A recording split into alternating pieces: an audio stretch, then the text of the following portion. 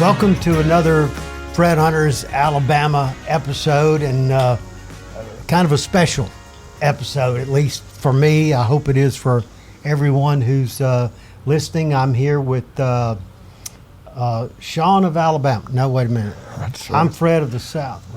If I got that wrong, we get it, yeah. Okay, it's Sean of the South, Sean Dietrich, and Fred of Alabama. And Fred of Alabama. That's exactly right. Fife, Alabama. From Fife, Alabama. But there's a lot more to that story. I didn't spring full grown from Fife, but yes, Gotcha. From Sand Mountain roots. You're exactly right, Sean. Oh, Lord. And meanwhile, Sean's background. Now, I have to tell everyone, Sean, I told my wife this, and she said, "No, I understand. I told you lived on 30. You lived in South Walton County. Yeah, that's right. 38. Yeah, And you moved to Birmingham. that's right. And you don't have to respect me for your betters, but I am one of your elders.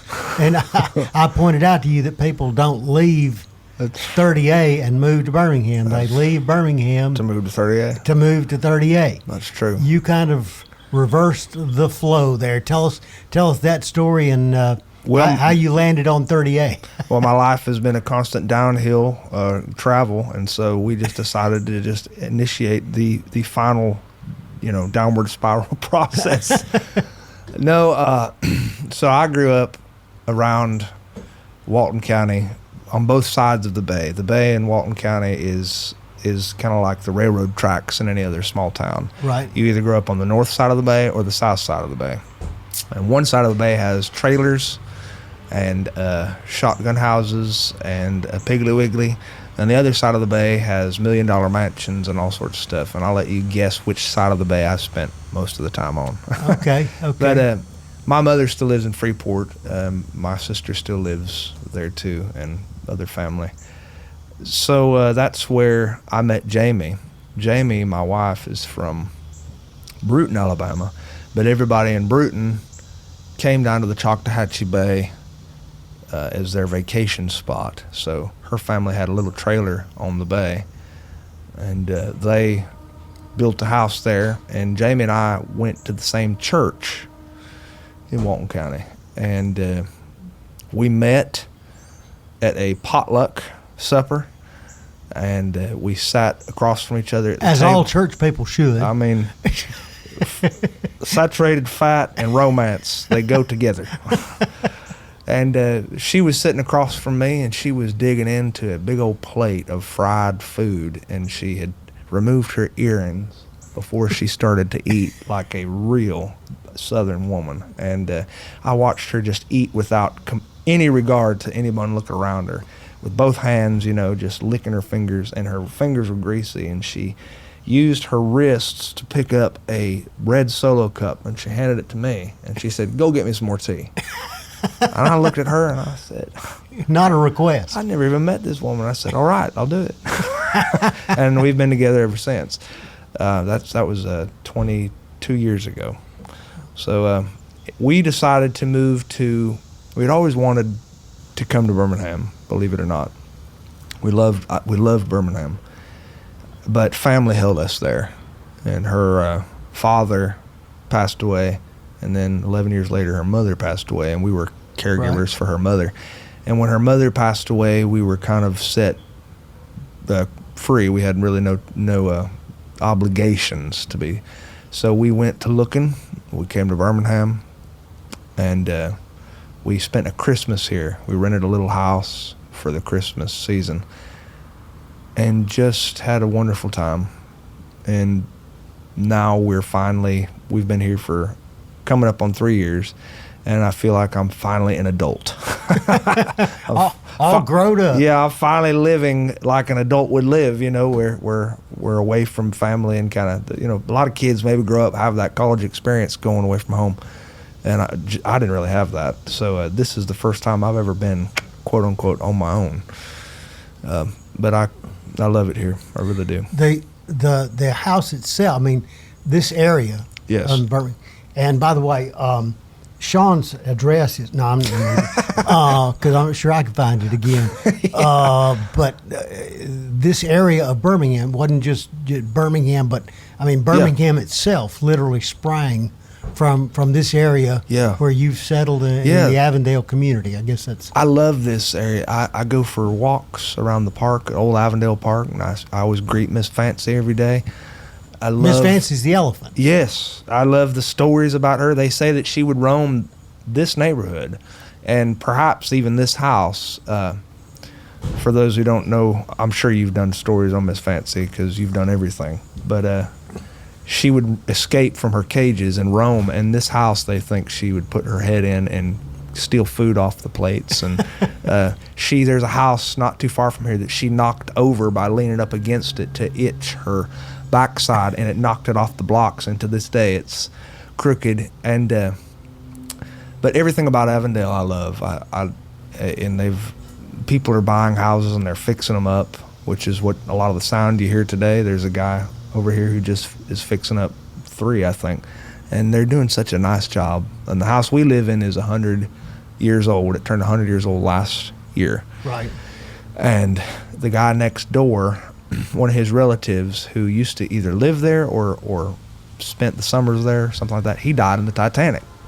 Wow. So this is a neat area. And you mentioned the sounds of houses being built and people working while we're sitting here on your porch, and you mentioned the train too. So if people hear the train coming by, I mean that's one of those things where, man, there is nothing better to me than the sound of that train at night, in the morning, whenever. It's just such a wonderful sound, and it comes through, I don't know, 40, 50 times a day, it seems like. It's just like doot doot, and you'll be cussing it when you're trying to get somewhere, because just like this morning, we had to return a rental car after a trip we just took, and we hit one train and then we hit another train on the same route. So we were not loving the train then, but yeah, we bought the house because I have always wanted to wake up inside an antique. It's not a nice house; it's very small, but it's perfect for us. So that you just found it by happen. Was there any family connection or anything as far as Jamie? You just kind of found it and. Yep, we have family here. We have some family here in Birmingham, so we came and we were staying, and we were just cruising around, and there weren't many houses for sale, and we saw this house was for sale, and we stopped and looked at it, and I said, "That's it. That's the one, Jamie. I think that's where we're going to live." And she said, "Well, you never know." I said, "No, I'm telling you, I think I do. I think I do know that we're going to end up living there. I don't know why I feel that way, but I mean, it's a beautiful house and I love it, but there's something else about it that I'm sensing right now. Maybe I'm just crazy," which I am.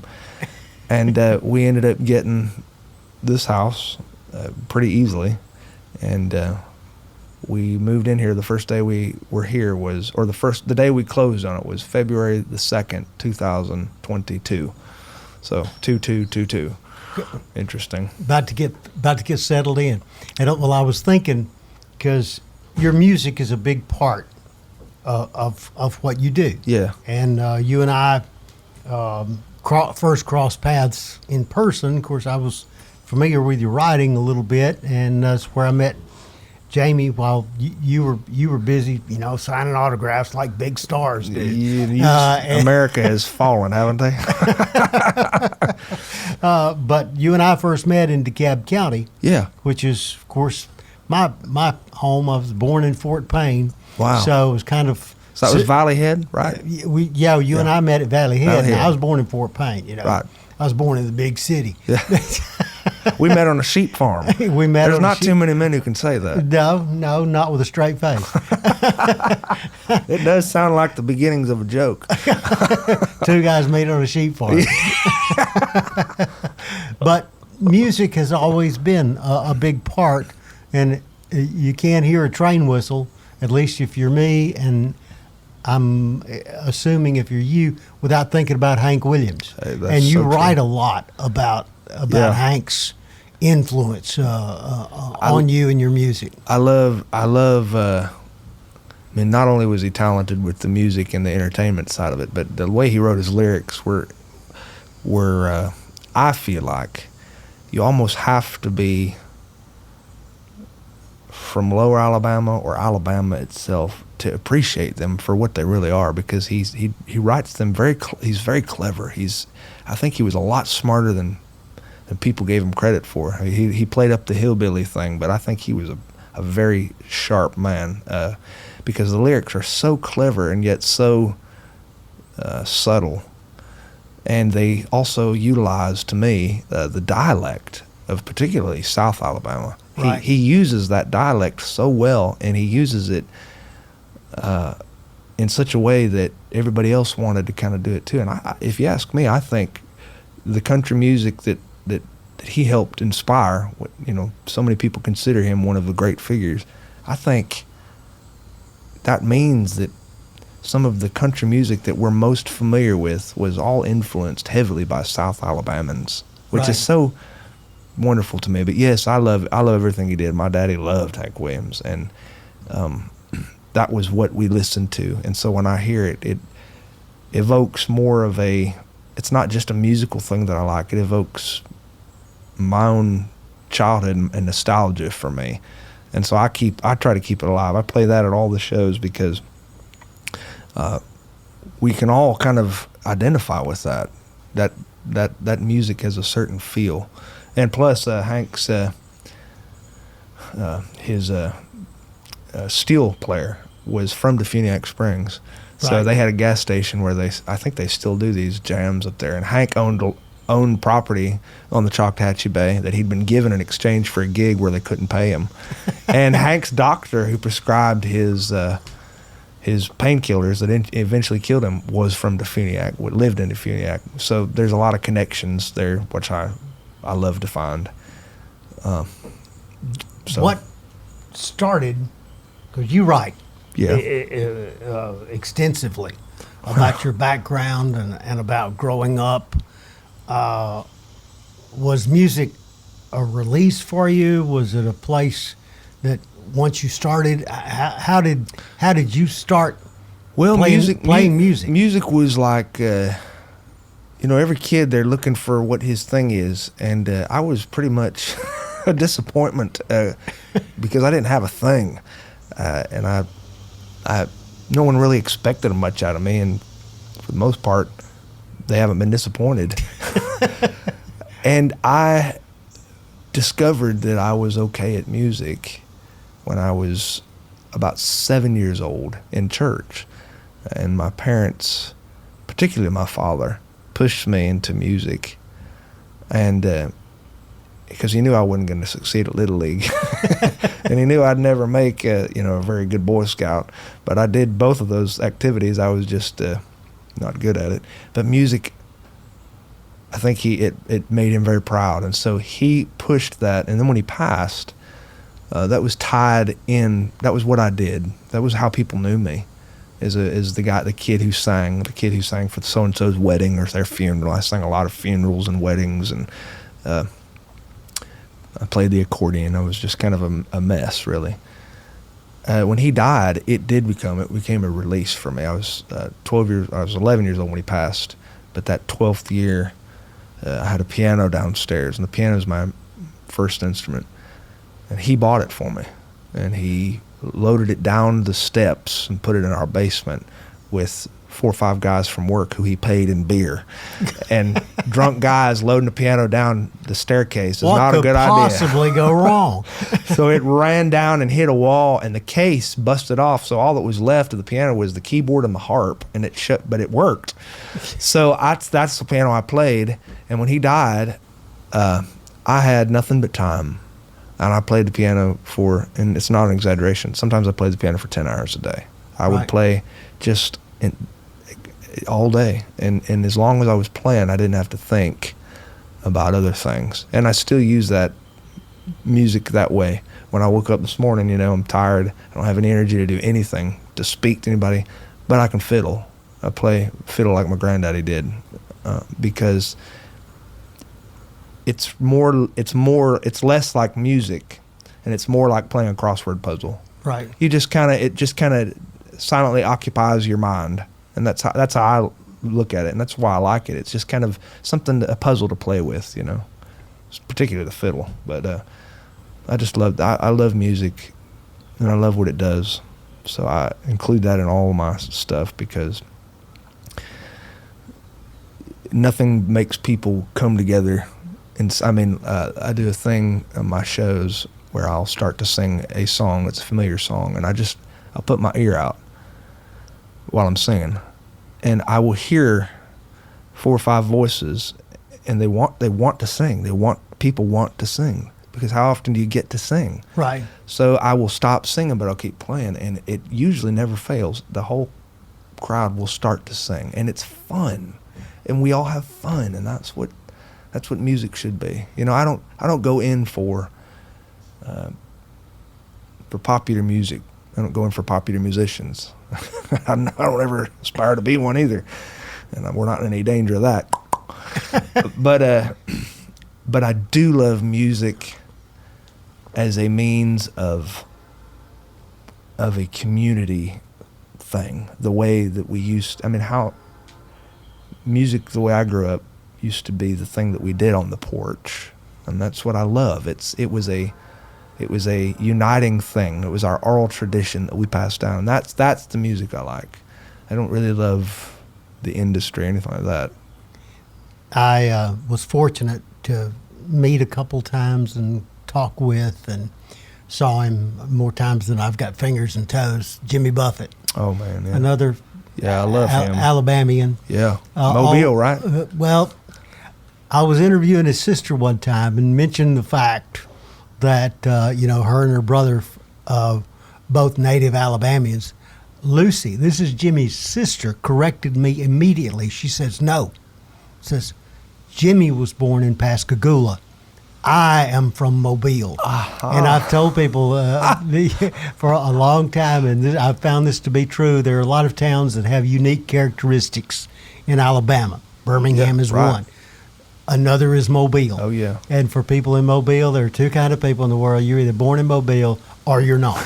And even Jimmy Buffett's sister corrected me that Jimmy was not from Mobile. I had a friend who, he was in government in Mobile. He had moved to Mobile when he was like 2 years old. Yeah. And he would say, he'd be in a crowd, and they'd say, yeah, this is so-and-so, she's from Mobile, this is so-and-so, he's from Mobile. This is him, my friend. Yeah, he's not from here. My sister, who lives in Mobile and has given birth to 3 children in Mobile, sent me a clipping out of the Mobile Press Register once, not long after she moved down there, because I'd told her kind of about the culture of Mobile. Yeah. And it was a small little obit. This longtime Mobile resident passes away. This lady was 99. She moved to Mobile when she was 6 months old. Her parents moved her there, but it had longtime Mobile resident and Mississippi native. Oh, good gosh.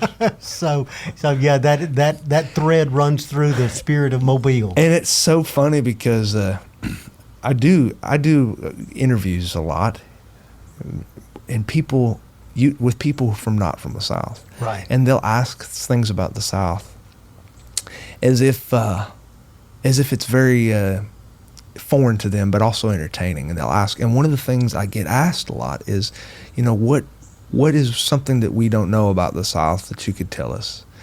And one of the things I like to say, because this is true, and tell me if you think it's true. It's not true of every particular township or city, but overall, I would say, if you move up north, well, let's just say it like this. If you went to New York City, or you went to Nebraska, Lincoln, Nebraska, you can live there, but you're not a northerner. But you can come to the South, and after a little while, you can become a southerner.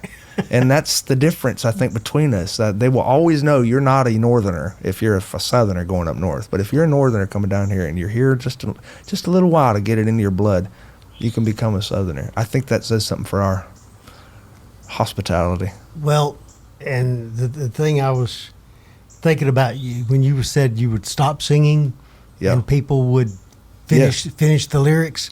I've heard Jimmy say this at different shows.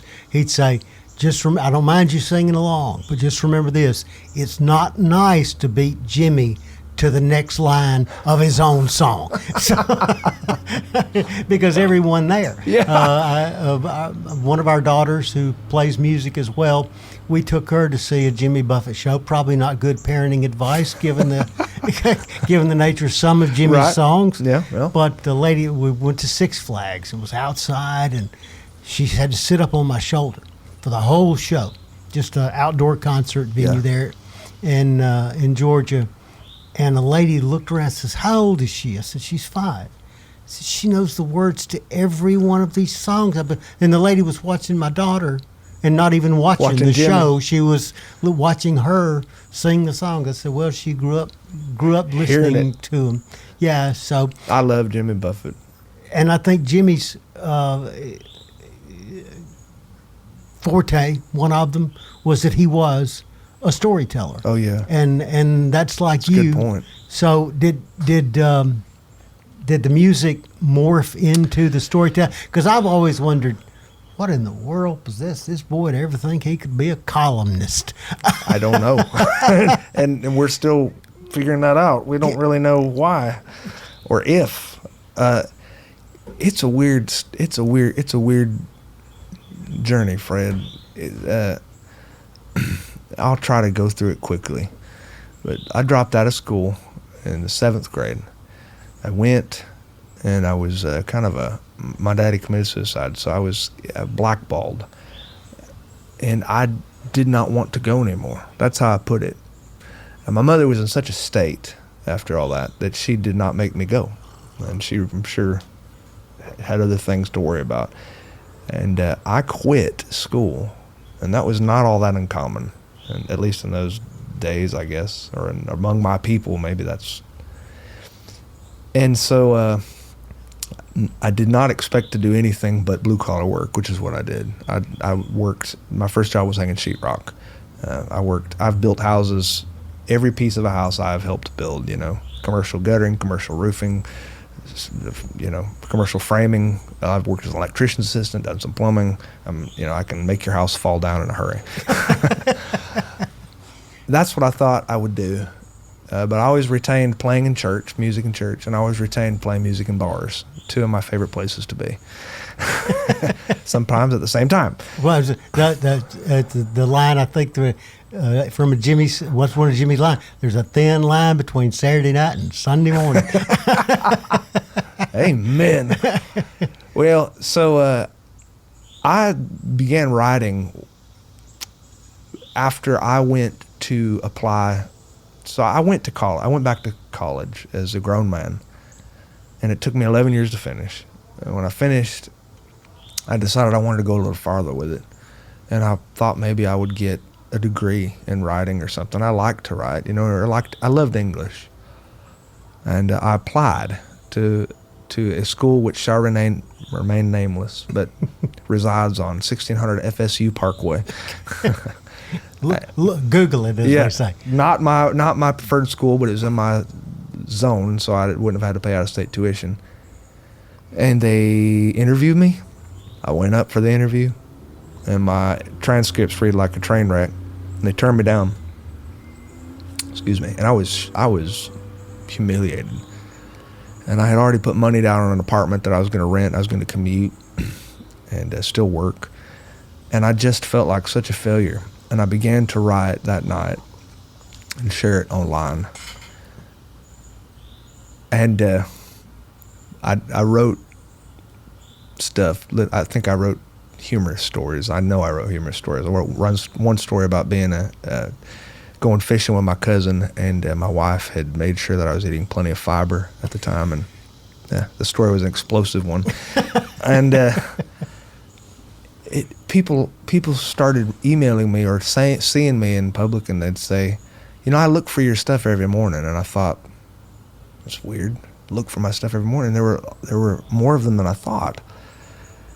So I started producing more, and people would write me in their stories. And then I started telling my own stories. And one Christmas came along, and I decided I'd compile some of these and put them into a book. And I'd give them away to all the people who had been following my stuff. It meant so much to me that they followed my stuff. So I had a 150-page book that I paid to get printed. It was a little tiny book, paperback, and it needed a name. And I met with my wife and her friend for breakfast one morning. Her friend, Melissa, my friend, Melissa, said, you need to draw on your Southern roots. Make this all about these wonderful parts of the South, your roots. And she said, why don't you call it after your favorite Alabama song of the South? It was either that or Shawn with the Wind. And it stuck and it worked. It felt good. So I printed out these books and I put it out online. I printed up 200 books. I'm going to give 200 books away to everybody. This is all I'm printing. I'm giving them away. If you want one, send me an email and I'll send it to you. This is my thank you. Nobody was encouraged to pay for these books. I didn't want their money for these books. But somehow my wife's PayPal account was just a dinging in the corner on her computer. And we went and looked at it. We didn't even remember how to sign in to PayPal. And we got in there, and people were paying for these books. They were paying $25, $30, $100, whatever. There were tons of prices for these books. And by the end of the 200 books that we had been claimed, they went in like 5 minutes. We had enough money to print more books and give more away. So we gave everything away. I don't know how many hundreds of books away. And that began my foray into writing. A couple years later, someone asked if I would come deliver a talk in Houston County, Alabama. Down in the Wiregrass. That's right. And I asked if I'd speak in the library in the back. I said, you don't want to hear me speak. I'm not a speaker. And I don't know what I'm doing. This is going to be awful. You don't want it. They begged, and they finally wore me down, and I came, so you can hear the train. Yeah, the second one's been by. That's right. So we showed up, Jamie and I, to this little place, and I brought a guitar. And I had no idea what I was going to do, and I thought there'd be like 5 people there in the library with some coffee, and that'd be about it. And then we'd go home and say, boy, that was weird. Let's never do that again. But I sat there, and people started showing up. And then they had to set up more folding chairs, and more people started showing up. And then they had gotten, all their folding chairs had been used, and so people were standing on the sidewalk outside the door, and the room was elbow to elbow. And I'm weeping because I had no idea that anybody read this stuff, really. You see them online or you hear them from them online, but you don't put a face with their... And I just went out there with my guitar and I said, I don't know what you want me to do. And they said, well, play a song. Yeah, you're holding the guitar. Why don't you see me play it, son? So I played one. I played a Hank song, and they liked it, and they smiled, and they said, well, tell us a story. Tell us something, about that's happened to you. And I'm thinking, what? I don't know what to say. So I told a story. I told a joke, and they laughed. And I played another song. I said, well, now what do you want me to do? Well, read us something from your book. So I read something from the book, and then they wanted to meet me. So I hugged every single neck that had come. I signed every single book, and we all cried together. I mean, I cried just about with everybody, it seemed like, because it was just so powerful. And that was the beginning. I never said that this is what I was going to set out to do. I never told anybody. I never put up a website and said, this is who I am, this is what I'm going to do. That one thing at Houston County just mushroomed into, we got like 10 emails that next day. Will you come do that at my thing? Will you come do that night? And so I did. And the next thing I know, after about 4 years of that, we were on the road 80% of the time, probably just like you. And that was 10 years ago now. And that's what I've been doing with my life. And I don't understand it. I don't feel qualified to do it, but I love it. I do. If I were going to write a story about Shawn and focus solely on your musical career, I'd call it From the Wiregrass to the Grand Ole Opry. Because certainly you didn't think you were ever going to be able to make a living doing this. And I never thought. And you never thought you was going to wind up on the Grand Ole Opry. No. that was a seminal moment in your life, judging by your writing and the columns I've written. That was the singular greatest moment of my existence, aside from my marriage. Not because of the Opry itself. Not because I've made it, because I haven't. I think you can tell I hadn't made it. I'm like trying to figure out who I am still. No, you're still sitting barefooted on your front porch. That's right. It was so profound to me because I went through such a darkness in my childhood. I know now, looking back, that I was depressed. After my dad had died, I was depressed, really clinically. There was no sunshine. All of my recollections, and I think this is fascinating, all my recollections of my childhood, when I think of them, they all are gray, dark days. I can't recall a single sunny day. I'm just talking about physical sunshine. And a therapist friend has told me, well, that's very indicative of, you were depressed. And I really was. There was really little joy in my life. And I remember sitting out and listening to that radio on my daddy's beer refrigerator in the woodshed and listening to him cackle at the Grand Ole Opry, Minnie Pearl. I remember we lived in Spring Hill, Tennessee, just for a little bit because my daddy built the GM plant. So for several years, that was his greatest monument, was the Spring Hill plant, which was then the Saturn plant. And we would go to the Opry all the time. That was the entertainment. And it was such wonderful memories. And then to be on that stage with my mother and my sister in the audience, and all these friends who had all been at the Houston County Library. Those same people were there to show me how much they care. I walked onto the stage because I didn't know that I was going to get called onto the stage the way I was. And he said my name, and I missed it. I just was paralyzed. And my wife took both hands behind my shoulders and went, "Go get him, Tiger." And I staggered onto the stage in this daze, and front and center, in maybe the fifth row, was a fella who had taken it upon himself to print out a photograph of my father that he had found online that I'd posted. And my father and I favor each other a lot. We look just alike. Big beard, big hair, big nose, big teeth. Ugly. And he was holding it up. It was a huge poster. And so as I was singing on the Opry, "Hey, good looking," I'm looking out at a picture of my dad.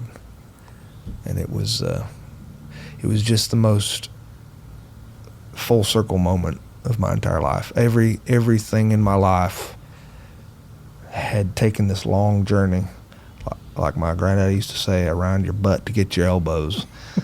And there I was, finally at my elbows. It was really profound. And you're standing on the star. My one and only meeting with Minnie was she was taping for PBS a special when they were getting ready to close down the Ryman and to move. Oh, wow.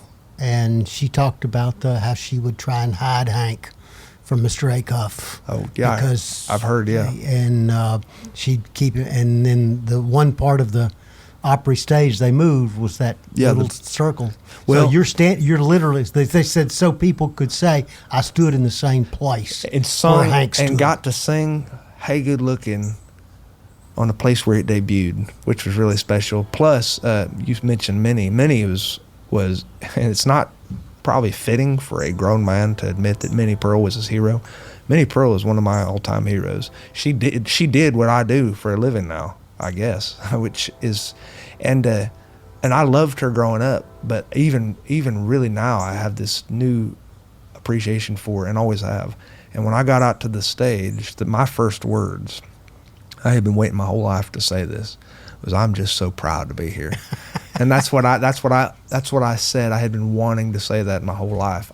Because I love those words. They're so,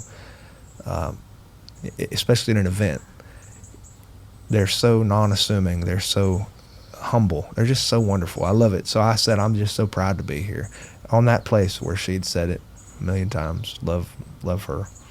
And all this started over a breakfast meeting. That's right. With you and your friend That's and your right. wife, Jamie. And since you introduced the subject of breakfast, Yeah. I cannot sit down and talk with Sean without talking about the Waffle House. It just seems sacrilegious almost. Now, I've covered hurricanes all the way, as you and I talked earlier, from New Orleans to Palm Beach, Florida. And I say that Congress should strike a medal to the Waffle House, because the thing I tell people about the Waffle House is that in a hurricane, They're the only it one. will be the last place to close, and the only reason they close usually is because they turn the gas off. Yeah. And it'll be the first place that reopens. So, for me, the Orange Beach Waffle House will always be a destination. So we share that. Oh, I Now, love Waffle House. Yes, especially. I had a friend who Jamie worked at Waffle House for a little while. I had a friend who worked at Waffle House, and he was a manager. And it was one thing I always thought was so great was that nobody on staff had a key, because they never locked the door. It never shut down, so there was no reason to have a key. And I just thought that was wonderful. But I'm a longtime Waffle House evangelist. I think they're the greatest business model in the United States. I think they have the greatest folks working for them. I think they retain the greatest parts about the American eatery. They've kept it. I love them. it's an old-time diner. It is, yeah, and you get to watch the guy cook your meal, and you get to talk to him, and I love to talk to him, and you see people from, it's the only place I believe you can see people from every stratosphere of demographics. You can see the insanely rich coming off the Mountain Brook Golf Course, and you can see the down and outers. You can see the policeman. You can see the children's Little League team. Everybody goes. It's a line from Alabama. Everyone that works behind the scenes. That's, yeah. So since we're talking Alabama, so Yeah, right. okay. That's so true. When we went to cover Hurricane Michael at Panama City, Yeah. I always tell people, say, boys, if y'all going to get a hot meal, because covering hurricanes means you eat canned tuna fish and drink bottled water for 3 or 4 days. Oh, wow. And I say, this will be our last hot meal, boys. We pulled into the Waffle House in Panama City Beach. We walked in, and the guy was scraping the grill. He said, "I'm sorry, fellas, we're closed." I got back to the truck. I said, "This is going to be a bad one, boys. The Waffle House is closed." Oh, my gosh. So that's how I knew it was going to be a bad storm. When Michael hit, I was in Sand Mountain doing a thing, and Michael hit 33 miles from my house in Florida, and my mother and sister and everybody stayed and thought it was going to be nothing. And I'm on the phone with them the whole morning saying, you're not watching the TV? I mean, this is going to be bad. And my mother, she's been through so many hurricanes. She said, it's not been nothing. Man, when we got back, we came in through a lot of the destruction. Right. It was I've never seen anything so horrific. I mean, all the forests that I knew were just wiped clean. We're gone. Yeah.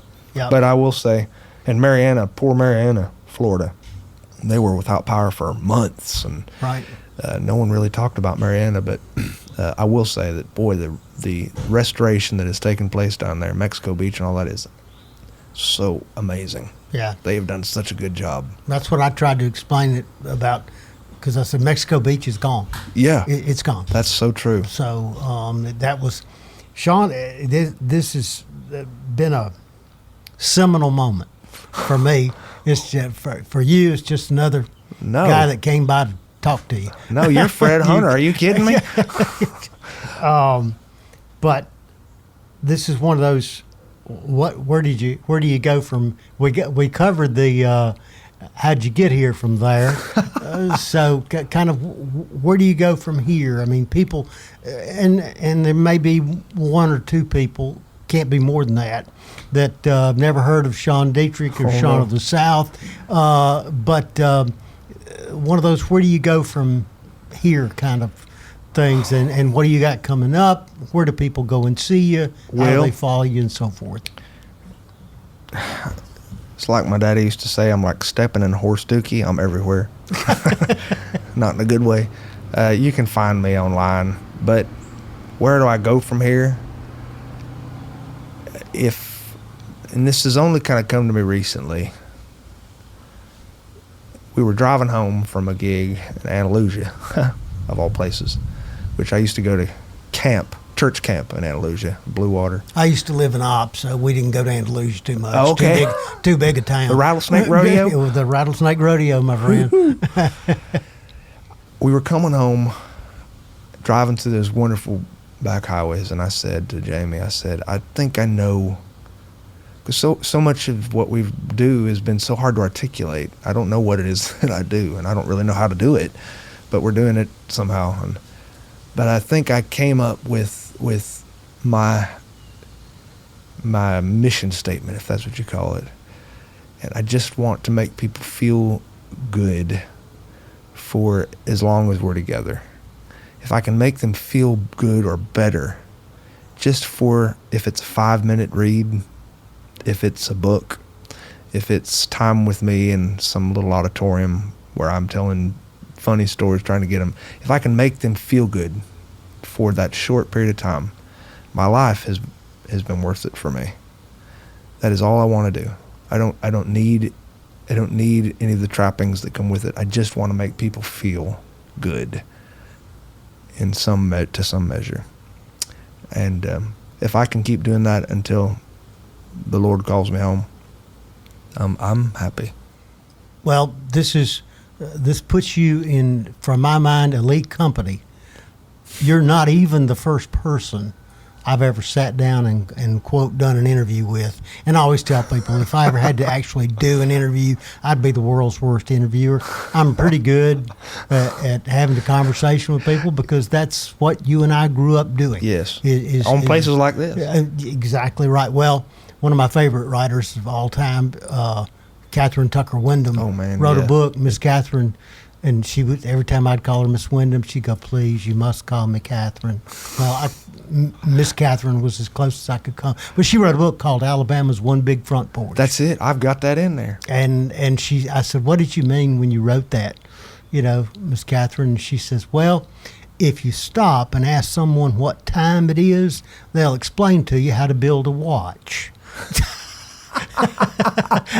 And I read a quote from Charles Kuralt just this past week, where Kuralt said, "No true Southerner will use 2 or 3 words to describe something when he could do it in 12 or 15. Gosh, that is so true. And I'm sorry, because I'm just blah, blah, blah, blah. And so you are not even the first person that I've had a conversation with for posterity that I interviewed while they were barefooted. Oh, well, that's... But for me, this puts you in august company, because the other one was Jimbo Metter. Really? Jimbo said, I hadn't had a pair of shoes on in 4 years. And he said, I had to go to a formal event over in Mobile, and I realized I didn't own a pair of shoes. I had to go buy some shoes. And Jimbo's feet were brown as a berry. Well, see, I would go to I had a foot thing happen when I cut my foot at an oyster show one time, and my foot guy looked at my toe, if you can see it, and he said, "Wow, you hadn't worn shoes since you were a kid, have you?" And I said, well, I like to go barefoot. I like the feeling of it. And he said, "You've got this callus on your big toe on the side." He said that we call the hillbilly callus. He said, "That thing is bigger than anybody I've had in my office." So I'm real proud of my hillbilly callus there. And for full disclosure, for those of you who may not know who Jimbo Metter is, if you pick up the book Forrest Gump, and read the dedication page, it's to Jimbo. It was dedicated to Jimbo, which is one of my favorite books. I think they destroyed the movie. I was going to say, the only thing the book and the movie have in common is there's a character in there named Forrest Gump and the title. Yep. And beyond that... Somebody just asked me that. They said, "Do you like Winston Groom?" I said, "I love Winston Groom." He said, "Well, what's your favorite book?" I said, "Forrest Gump." He said, "Really? He said, "We were fans of the movie, and it was the weirdest book we'd ever read." And I thought, no. To me, in my opinion, the book is, the movie was okay. It was a totally different thing. The book is beautiful. I really love the book. And Winston Groom said, I heard him say, that that's the only book he ever sat down to write that just kind of came to him. He never had to do anything to make it happen. Well, of course, I did have to, after I got to know, you don't just sit down and go, hey, are you Forrest Gump? You know, you kind of go through the whole deal, because Jimbo was a great proponent of, you know, an environmentalist and the Delta and so forth down in South Alabama. Yeah. So finally, after we kind of got to know one another, I said, I got to ask you the Forrest Gump question. He goes, you know, a fella from London Times called me and said, are you the real Forrest Gump? And I said, hell no, that guy was a damn idiot. So,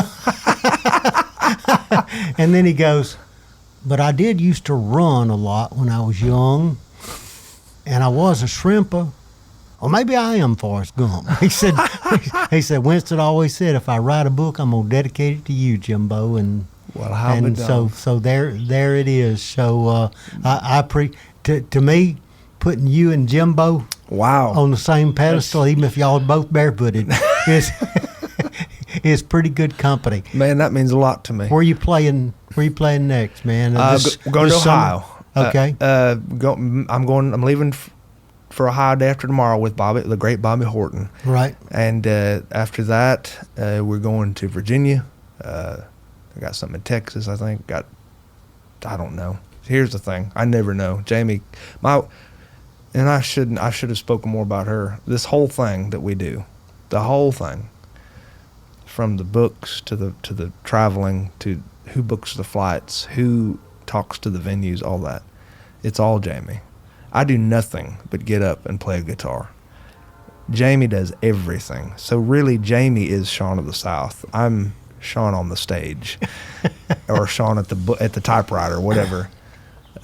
She manages my schedule so that I don't even have to think or know anything about where I'm going to be or what I'm going to do. I have no calendar inside my head taking up mental real estate. She does it all. So a lot of people say, well, where's next for you? And my answer is, I'd have no idea. I sleep with a little bag next to my bed. If Jamie says it's time to take the bag, we got to go. Yeah, then we go.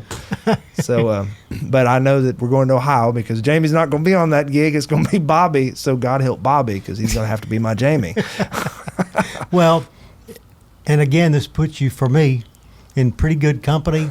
I got to meet at the Broken Spoke in Austin once, the great Jerry Jeff Walker. Really? The train song. Yeah. And so Jerry Jeff was playing there, and afterward, Mr. White, who owned the Broken Spoke, we had become friendly, and he called me over and said, I've got somebody I want you to meet. Well, Susan was there, Jerry Jeff's wife. Wow. And so Jerry Jeff came over.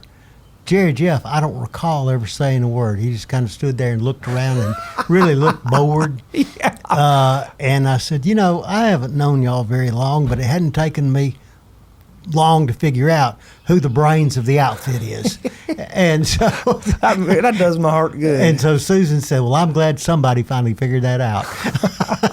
I don't think Jerry Jeff heard us. He was zoned out. Yeah, I was going to say, so this is the first time I've met you in person, but I met Jamie up at Valley Head, as we said at the beginning of our talk. And did you get the same feeling from her? When I walked up on the porch, I already knew who the brains of the outfit was. Yeah. So it's Jamie. But I'm glad you went ahead and said it, because if not, when Jamie hears this, she's going to go, you didn't say anything about me. Yeah, exactly. She's a bulldog. She is when people meet her, they're not real sure what to think, because she is all spirit. There is nothing, she's a tomboy. There's nothing inside her that would remind you of a meek, mild, and I love that. I love that. And she is, you'll never meet another woman like Jamie. Well, she's an algebra teacher. That's exactly right. What Who in the world would dedicate their life to putting the alphabet in math? I have no idea. When was the last time you used algebra? Don't tell Jamie I said that. That's exactly. You know what? On the seventh day, when the Lord was resting, the devil said, and now we will make algebra. Well, ladies and gentlemen, on that note, I think we're going to wrap up our visit here. That you have two, these prolific writers. They're not happy with doing one. Now, You got two. You got Sean Dietrich and Yeah. you got Sean of the South. Uh-huh. So people can, Yeah, you can find me. if you can't Anywhere. find you, it's your fault. And That's if right. not, get in contact with me. I'll give you his home address. No, Come on by.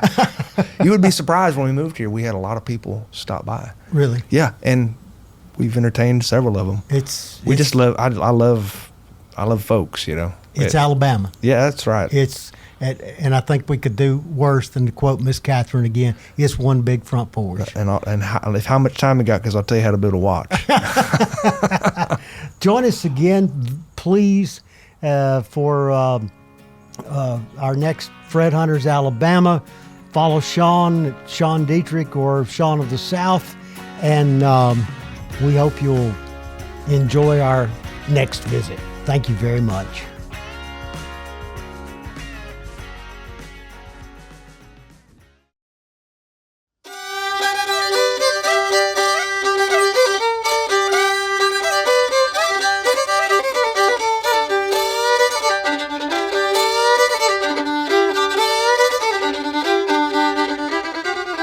Well, I got a gal at the head of the creek, going up to see her about twice a week. Lips as sweet as cherry wine, arms around me like a sweet potato vine. Going up Cripple Creek, going in a whirl, going up Cripple Creek to see my girl. Going up Cripple Creek, going in a run, going up Cripple Creek to have a little fun.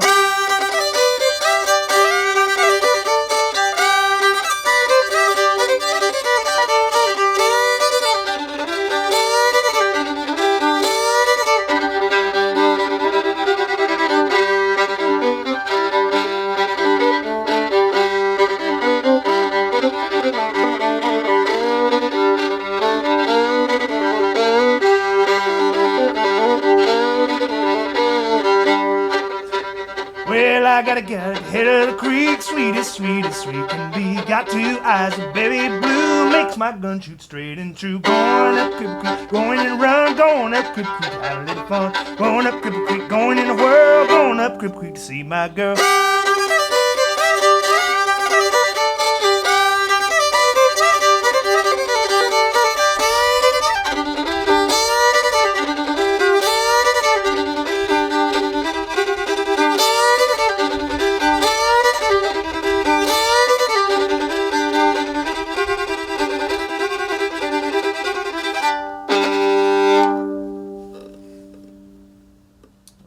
One way of doing it.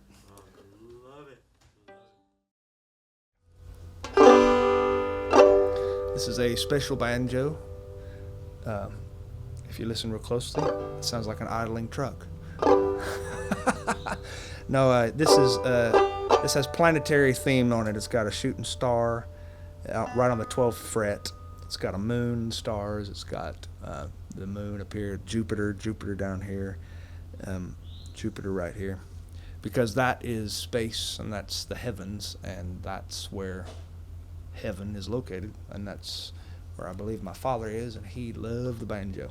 So there's only one like this in the whole world, manufactured by the Ohm Company, just for me. So here it is, and this is a song in that same vein.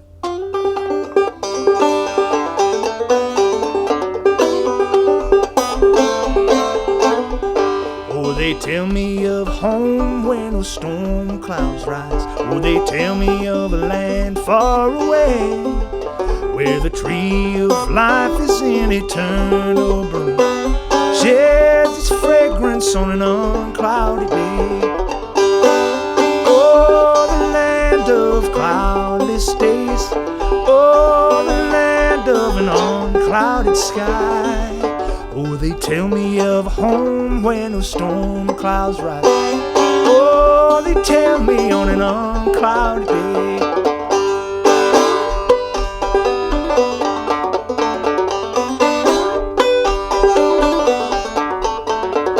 Well, they tell me there's a king in his mansion there. Oh, they tell me of a land far away, where the tree of life is in eternal bloom, sheds its fragrance on an unclouded day. Oh, the land of cloudless days. Oh, the land of an unclouded sky, where they tell me of home when the storm clouds rise. Oh, me on an uncloudy day.